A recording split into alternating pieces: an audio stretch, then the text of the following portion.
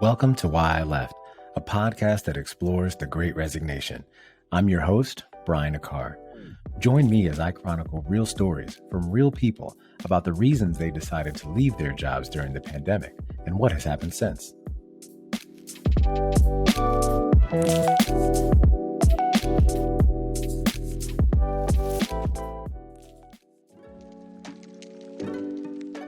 Hello, and thanks for tuning into this episode of the Why I Left podcast. In today's episode, I chat with Gamal Harding. Gamal is a financial services industry veteran who led multiple teams for Fortune 100 companies and left his job to pursue real estate. He is now a property management executive and co-founder of Dream Living Homes and 10X Property Management in the Columbus, Ohio market. Now, I enjoyed hearing about his entrepreneurial spirit, which is something I clearly can relate to, and how he balanced his side hustle with his main hustle before ultimately having to choose a path. Let's go check it out. All right, welcome back. So our guest today is Gamal Harding. Gamal is a property management executive and co-founder of Dream Living Homes and 10X Property Management. A native of Jamaica, he moved to the States and lived and worked in New York City for 15 years before transitioning to Columbus, Ohio, where he's lived for the past 8. I'm excited to have him share his experiences from financial services industry veteran and entrepreneur to joining the Great Resignation. So hi, Gamal. How you doing today? Thanks for joining me. I am fantastic, Brian. Good morning. How are you? Doing very well. So the Great Resignation is a buzzword these days, and we're going to talk about how you entered this trend. But before we do that, tell us a little bit about your upbringing and where you currently call home. Yeah, sure. So I'm a native of Jamaica, as you stated earlier. Born and raised in Jamaica. Life in Jamaica was a little different than the States, as you can imagine. A lot more sunlight, a lot more beach weather. So grew up there, did undergrad in Jamaica, and moved to New York back in 2000, roughly about 20-ish years ago. Had an opportunity to work in the States. I actually had an opportunity to work in Jamaica for a short time, also a little different than working here. And so been in Columbus for the last 8 years, and it's been just an amazing time. No, that's great. And I'm a Midwest guy by heart, right? So I'm originally from Michigan. And my mom is actually from Akron. So I'm familiar with the Columbus area, the Akron area. So I love the Midwest. Heart is still there, even though I'm on the East Coast now. Yeah, I am an adopted Ohio State fan. Let's just say that. See, so now I can't go that far because I'm from Ann Arbor, so we don't really do that. well, I do now, so Oh, good. So when you think about some of the work that you've been doing, what have been some of your passions in the work that you've done? Yeah, so I'll kind of just take you on a journey of my career and kind of weave you through some of the passions that I've kind of seen. Realized about myself. So in my career, financial services has really been my background. Many different roles in that space, though. Had the opportunity to work in several Fortune 100 companies, some of the largest banks that you can think of out there. Some of the roles that I've had were everything from a frontline teller associate, branch manager, district manager, operations. So I had an opportunity to kind of get a compilation of skill sets across the board, general management skills, sales skills, operation skills. And so it really had given me what I want to say, a platform for what I do today. As I kind of went through corporate America, well, early on in the financial services experience that I've had, I always wanted to do project management. And I had an opportunity to get into a project management role, specifically Lean Six Sigma. Not sure if you're familiar, but we jump into process improvement. We talk about, how do you reduce defects and that type of thing. And so I had an opportunity to do that. And that's what actually brought me to Columbus, Ohio. So it was really a job prospect. The funny story is when I went to my wife and I said, hey, I got a job offer, but it's in Columbus, Ohio. She's like, I'm not so sure about that. And in fact, because I wasn't born and raised in the States, geographically, I didn't even know where Columbus, Ohio was. I knew if I looked at my statements on the bank, I would see, Columbus, Ohio on the statements, but that's as far as I knew. I had to actually Google it. So had an opportunity to move to Columbus. The role here was, as I said, it was in process improvement. So I'm Lean Six Sigma Black Belt certified, change management certified. So had a lot of opportunity to do a lot of things there, and we'll talk a little bit more about this as you kind of go further in the interview, transition into the world of entrepreneurship. Got it. And, that's a perfect segue, and prior to kind of launching this company, can you talk a little bit about that work and entrepreneurial journey and really what's worked well in the environments you've been a part of? Yeah. So I've always been an entrepreneur at heart. This started back in college when I had a snack store out of my college dorm room. Back in Jamaica, you didn't have, the stores closed pretty early. And as you can imagine, college students are up late at night. And so I saw that as an opportunity, right, to provide resources to students later at night. And so I would go to the wholesale store and I'd purchase sodas, I'd purchase snacks, and I would be the one that it would knock up for, all types of things. And so earlier on, so at that age, I recognized the fact that I could purchase something for $1 and sell it for $2. And for me, that was just, earth shattering. And so from there on, I knew I wanted to kind of get into the space of entrepreneurship. So as I proceeded through my work career, if you've ever heard the term, every Jamaican has 10 jobs. Not sure if you've heard it, but it's a thing. I've heard it and I live it, right? So yeah, my father's from Jamaica too, and some of your stories kind of overlap. So I know it too well. You remember the In Living Color skit? Yep. So I know it all too well. Yep. So throughout my career, I've always done something. Right.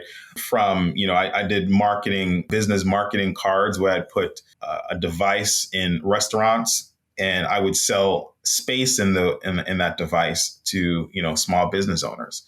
And so I would pay the restaurant owner a flat fee, and then I would charge the small business owners space to put their business cards in the restaurants. And, so that's one thing I did. I had a transportation company at one point in time. I did Amway at one point in time. I actually had the opportunity to pitch to Damon John on Shark Tank. I invented this device. It was a male accessory, and networked my way into his office, did a real corny skit to him. He didn't invest. He liked the product, but the feedback was more so it's too niche of a product for him. And, he likes kind of broader, bigger markets. And so, just had a wide variety of experiences as I juggled, both work and some of the side hustle experiences. And I'll tell you, the experiences in the corporate world has always played a big part with the side hustle. I've always been strategic in the roles that I take. As I think about the side hustles that I'm doing or plan to do, what spaces in the corporate world could I garner knowledge, experience, expertise, and then take that, mold it, make it my own, and then kind of bring it over here on the side. So that was part of my calculus as I kind of navigated a space of corporate and side hustle. No, that's amazing. And, I have to ask, so even though Damon didn't invest in the product, whatever happened with this accessory? Well, what stopped my momentum there was we filed a patent for the product. We got it manufactured in China. It was, we imported it and started selling it. And our patent attorney came back and said, we have a 50-50 chance of getting this patent. At that point, we were thousands of dollars in. And we weren't sure if we wanted to roll the dice on going through with the patent, because if an attorney is telling me 50-50, to me, it means it's a lesser chance. And I think you can probably relate to that, being in that field. So we just opted not to. And there were some design things that we needed to kind of work through. And just, we decided to sell off what we had and kind of move in another direction. No, that's good. But I'm sure the experience on that was something you'll never forget. Oh, absolutely. And it's always a conversation starter. So. Oh, of course. He's really active. I mean, I know we connected on LinkedIn. He is super active on LinkedIn as well. Yeah, so no, that's awesome. So now moving into COVID, right? So March of 2020, the world really starts to shut down, and COVID happens, right? I don't think we were calling it a pandemic at that point just yet, but I'm sure everyone kind of remembers when things started. So talk a little bit about how the pandemic affected you. Yeah. So, just like anyone else, I was affected in many different ways from the pandemic, from, lost family members through COVID, as many of us did, just shifting in how the world operated and going down more narrowly to how our inner circle, how our day to day lives operated. Right. Specifically around the workspace, it was just a little bit different. COVID enabled us to work remotely, and it forced us to do things that we never thought we could have done. Right. I think there's a saying that, when your back is against the wall, you kind of do things that you think you couldn't have done. So I think COVID essentially did that for many of us. And for me specifically, it shifted how I was able to balance my business as well as work. It enabled me to do so much more, in building our operation. But, COVID was just a enabler, if you will, for me. Gotcha. Yeah, and my condolences, for those losses. It was just a very tough time for a lot of people. So now, when you think about this, a lot of learnings there. You're starting to ramp up on the operational side, but obviously you're still working in your current role. So how did the pandemic start to affect your relationship with your job? So it affected it in a very positive way. I'll tell you, anyone that works in corporate America knows about the water cooler. If you think about how much productivity you get done in a day, if you work an 8-hour day, you're really productive. You're really productive, maybe if you're doing a good job, maybe 6 of those 8 hours, right? And you think about, the water cooler breaks, the interruptions that you get, folks coming by your cube and, just shooting the breeze for a while. All of that was taken away, right? Because now we're working more in a silo at home, and you don't have those, you don't just happen to bump into someone and have a 30-minute conversation about yesterday's game, right? And so what I found was all of those water cooler breaks compounded and gave me time back. Right. So I could log on, and I'm an early riser. So, I'd be up at 4:30 in the morning. And I have a morning routine that I kind of go through, and I can kind of knock out quite a bit of my work. I did corporate strategy. That was my last corporate America stint, if you will. It's a lot of strategic work, research, building decks and presentations and stuff. And so I was able to do a lot of that earlier in the morning, in the day, and then also kind of plan through meetings and then stack a lot of the time for my business in such a way that it enabled me to balance both a lot more effectively. And so it was really the catalyst for me walking away from the 9 to 5 job. Got it. And so now that's actually a great transition, right? So you're in this financial services role, like you said, for 20 plus years. This last role, it looked like you were in for about 7 or so years. And then now come March of this year, right? You decide, hey, it's time to go, right? It looks like the morning routines and how you were able to balance things out really started to be very beneficial enough for you to make that decision. And so ultimately you leave at that time. And so why did you leave your job during the pandemic? So, Brian, I would say for me, this has been a life journey. The pandemic just enabled me to leave during that period of time. And so for me, it didn't start at the beginning of the pandemic at all. It started a long time ago. And in fact, the business that I run today was formed probably 10 years ago. Property management, we started doing that probably about 3 years ago. And that's, we started with one property, and today we have close to 150 units that we manage, right? And during the pandemic, the time of the pandemic, talking about being able to be more efficient with my time and being able to spend more time dedicated to the business enabled us to scale so much faster because, typically when you have a side hustle, right, you're working your 9 to 5 all day long. And so you only have a few hours left in the day. If you have a family, you have even less, right? And we have 3 kids. And so juggling all of that is tough. Getting more time back and being able to invest more time in the business allowed us to scale so quickly. I was amazed at how quickly we scale. And in fact, I think at the beginning of the pandemic, and the pandemic seems to be a blur. This was 2020, right? This was March of 2020. Yeah. March of 2020, yeah. Yeah, I believe the beginning of the pandemic, we we probably had about 15 to 20 doors or units that we managed. And we scaled to just about 85 in December of 2021, which is when we made the decision to, and when I say we, my wife and I made a decision to say, it's time. It was getting very unwieldy to manage, even efficiently managing work and the business. It was getting to a point where we just couldn't sustain that growth. And if I'm looking to go towards where the puck was going, and not where it is today, it was going in the direction of the business, right? And so all roads kind of leaded in that direction. We had to make some pretty tough decisions, because I'll tell you a few reasons why that decision was difficult. One, giving up the security of getting a paycheck every 2 weeks, giving up the corporate prestige of the role that I had in corporate America to go manage properties and deal with toilets and complaining tenants. When you compare those two, sometimes I think about, was this the right move? Was it not? Because sometimes you yearn for that level of prestige and the type of work that we did. So those are two primary things, but more so it was the security of what corporate world does for you, right?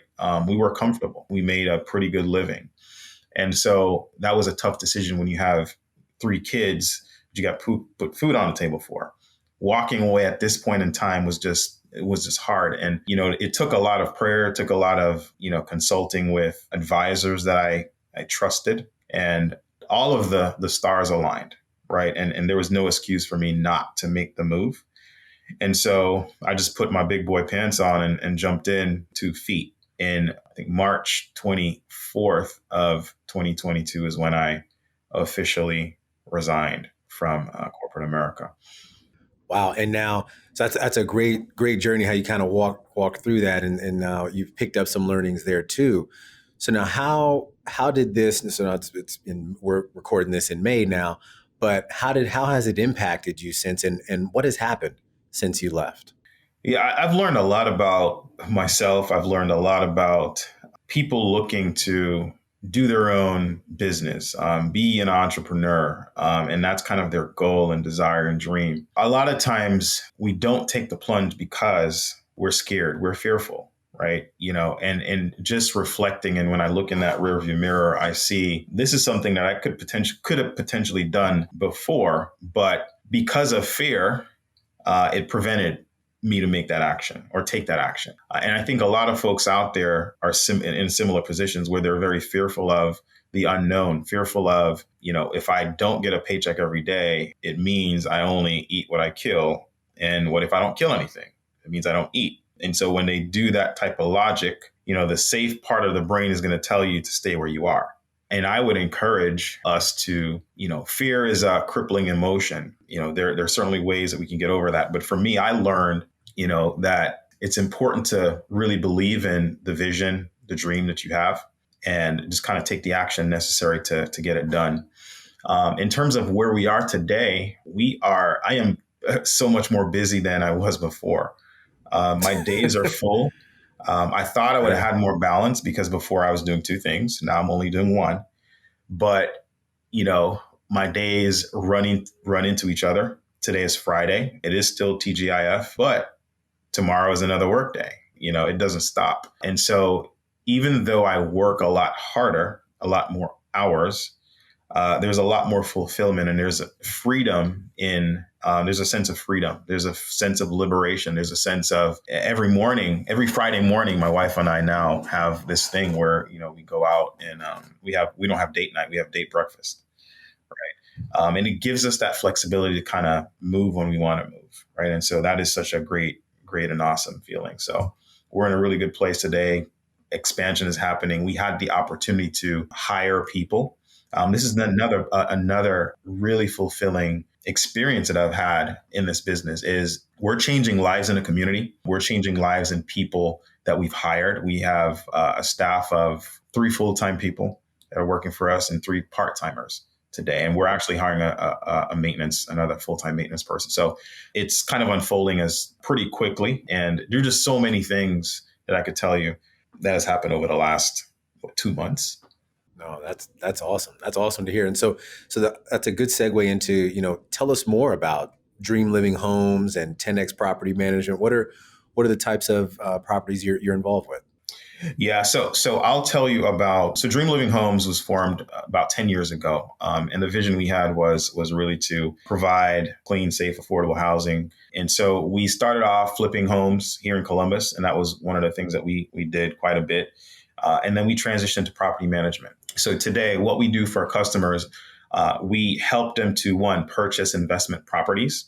And we try to teach people how to use real estate as a retirement vehicle. So instead of saving a pile of cash in a retirement account to then liquidate that cash when you retire, we teach people to acquire assets, income producing assets through real estate.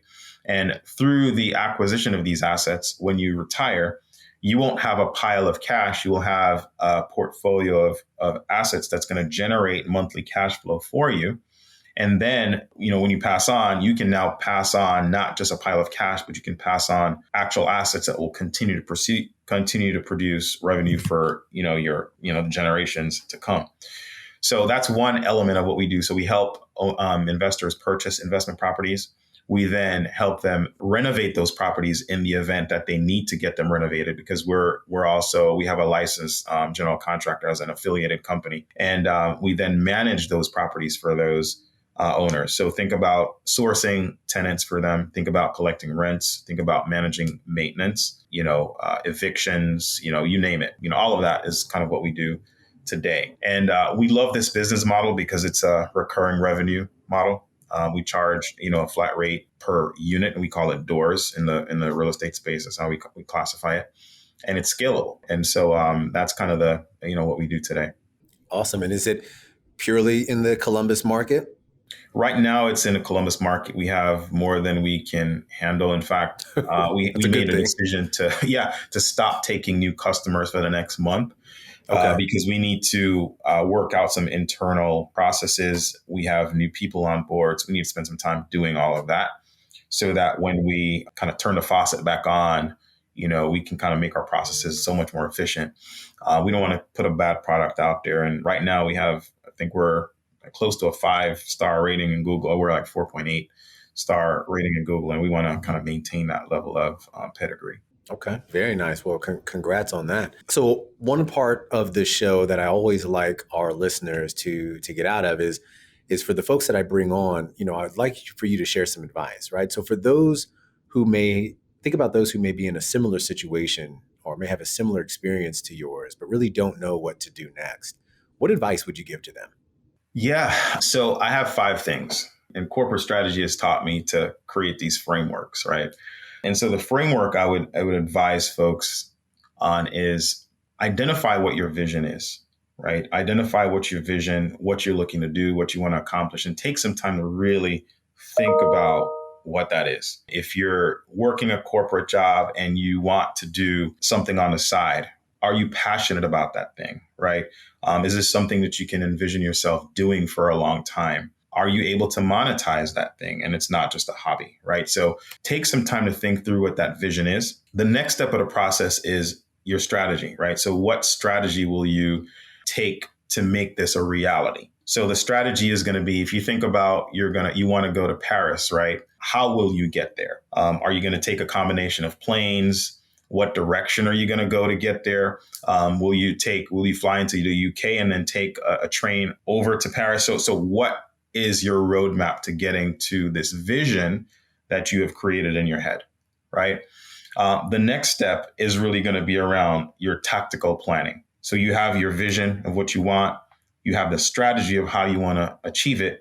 Now, what are the tactics you need to take? And as you think about someone working a 9-to-5 job, you really have to be planful about what small daily steps I can take, because you only have limited time, right? Because you're spending most of your time working the 9-to-5, and you have limited time in the evenings, the weekends, early morning. So what are the tactical steps that you can take and make a plan for that, right? The other thing is execution. They said if you have a great vision without execution, it's a hallucination or something. But you really have to execute and kind of execute the plan, the tactical plan that you've created, and take day by day steps. And I think the final step here is around accountability.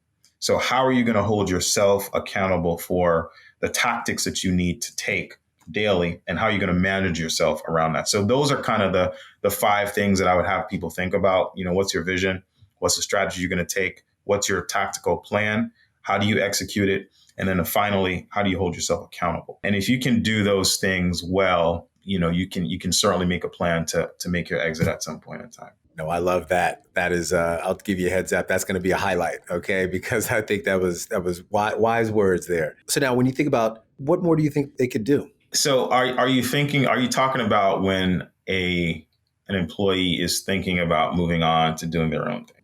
I mean, I think just as a whole, right now, as I guess we're post-pandemic. Some of the things are upticking a little bit, but what I hear a lot about and read a lot about, burnout, lack of development, these types of things, and people, really going. I've been talking to a lot of entrepreneurs, and feel like they didn't have the support system that they needed, not necessarily to be an entrepreneur, but really to give what they needed at the job, right? And so when I think about, well, is there something more that employers could be doing to better support employees during this time? I think of, from a development angle, from a learning angle, from an exposure angle. What are some of those things you think they should or could be doing more of? Yeah. Okay. Got you. So, the tables have turned, with the Great Resignation. And I think, employees more so have the handle of the knife right now. And employers have quickly realized that they need to embrace their associates a lot more. They need to pour into them a lot more. They need to be a little bit more empathetic about their personal situations and lives. Historically, many employers, didn't really do a lot of that, right? And I think it's with the pandemic and with the advent of the Great Resignation and people recognizing that they have options. I think employers now have to, more than ever, have to really pour into their associates. They really have to kind of be a little bit more engaged. Flexibility is a big deal. Depending on how an associate is managed could also determine whether or not they want to exit. Because what I've found is managers or leaders that provide trust in their associates, give them a little bit of room to get their work done, a little bit of flexibility, a little bit of empathy. Building stronger relationships will retain people a little bit more. When you burn people out, they're going to look for alternatives. Absolutely. And now you talked a little bit earlier about, you're hiring more folks for your own company and you're having an impact in your community. But as you think about that more broadly, what is the impact you're looking to have in this next chapter of your professional life?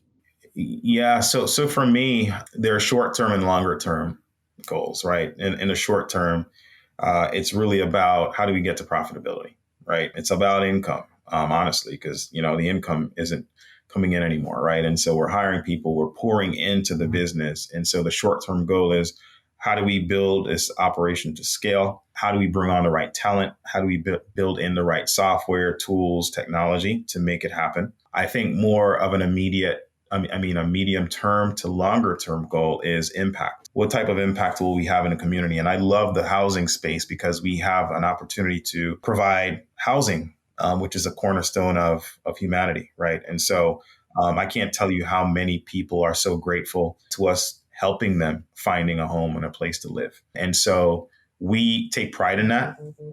And a big part of what we also try to do is to work with, some of these programs that are out there. So think about Section 8. Section 8 does have a very negative stigma, if you will. And not all Section 8 folks are bad people, right? And so we make it a point to work with folks with programs like Section 8 to kind of coach them through the process of how to get into a home, because a lot of landlords don't want to accept Section 8 vouchers. And we're advocates of it because we feel like not everyone had an opportunity that you and I may have had, right? And so how do we help to give back? And that's one of the ways in which we do that. And so for me, the longer term goal is to be out in the community, be an advocate for folks in the housing space. I think we're about 50 million homes short across America. Homelessness is a real thing. And so we just want to do our part, kind of bridging that gap. Oh, that's awesome. I commend you for that. So, Gamal, look, I want to thank you for taking some time with me today. This was a really, really good discussion. I loved hearing your story. When it comes to some of the entrepreneurial things, I mean, clearly, I can relate to that. Right, work many late nights working on this show. But it's been a pleasure hearing your story, and I'd love to stay up to date with you and where this next chapter is going to take you. And so before we get out of here, would love for our listeners to hear where they can find you or support you. Yeah, sure. I'd primarily just kind of direct folks to our website, 10xpropertymanagers.com. That's 10xpropertymanagers.com. You can visit our site there. If you have questions, give us a call, submit one of the forms, and, we'll be happy to help or respond to any inquiries you have. Very good. Thank you. All right. So that'll do it for today's episode. Again, I want to thank Gamal for joining us today. I'll be sure to share his information in the show notes. And so I hope you all have a great week. And Gamal, thanks again. I'll see you soon. Hey, Brian, I just wanted to say, man, I before we go, I think the platform you're creating is an awesome one, providing an outlet for folks like myself that have walked away from the 9-to-5 job to kind of talk about and tell a story. And also through those stories, there are many people out there that are on the fringes looking to do something similar. So I think the work that you're doing, just want to applaud the work that you're doing as well, because I think the folks on the receiving end of it will have a lot to take away. No, I really, really thank you. I appreciate that. I'm hoping to just get the conversation out there, right? And I really am happy that you joined, and hopefully, like you said, someone gets something out of this. Absolutely. All right, my friend. Alrighty. Appreciate you. Alrighty. Thank you. You too.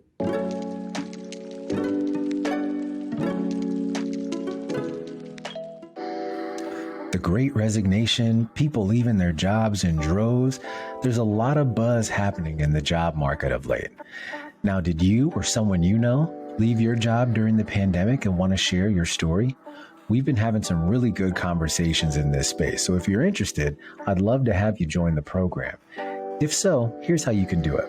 First, you can email us at hello@whyleft.co. That's hello@whyleft.co. Or visit us online at whyleft.co. That's whyleft.co.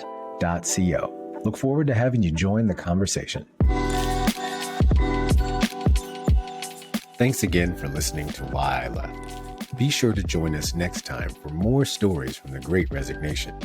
Visit us at www.whyleft.co. That's whyleft.co. And subscribe to the show on YouTube, Spotify, Apple Podcasts, or wherever you get your podcasts.